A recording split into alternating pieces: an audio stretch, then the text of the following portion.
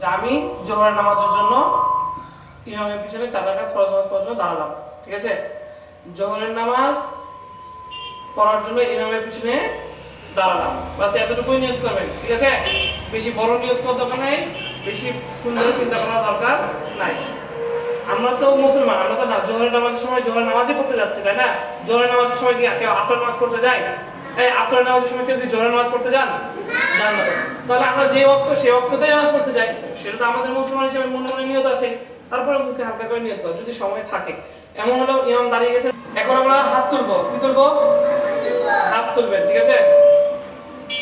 হাত উঠাবেন, হ্যাঁ? হাত উঠানোর সময় দুই হাত আমাদের সোজা হয়ে থাকবে।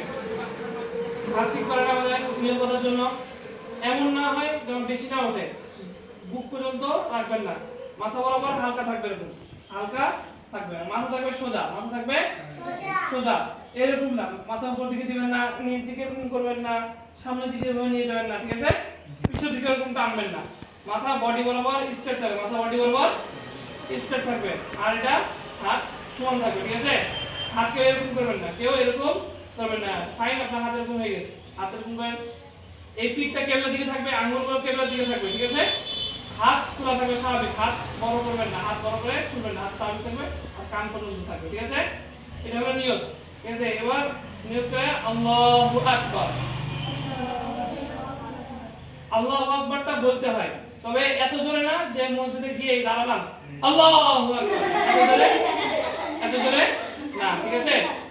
নিয়ত মানে আল্লাহু আকবার বলার সময় একবার আস্তে, যেন আপনি যদি আল্লাহু আকবার বললেন এটা আপনি বুঝতে একটা না। অনেকে এরকম করে হাত বাঁধে, অনেকে বুকের উপরে এভাবে হাত বাঁধে, এইভাবে হাত বাঁধবেন না। একটা হাদিসের উপরে আমরা আমল করতে চাই না, আমরা সব হাদিসের উপরে আমল করতে চাই। কয়টা হাদিসের উপরে আমল করতে চাই?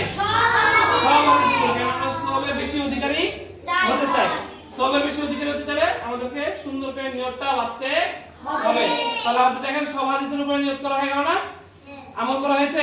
এই 3 আঙ্গুল দিয়ে হাতের তালু ধরলাম, এই 2 আঙ্গুল দিয়ে কবজিটা ধরলাম, এই হাতের পিঠ দিয়ে ডান হাত তালু দিয়ে ডান হাতের পিঠের উপরে রাখলাম। তাহলে কি সব কয়টা হাদিস মানা হয়েছে না? হয়েছে আমাদের। বাস, তাহলে আমরা সওয়াব বেশি পাবো, ঠিক আছে?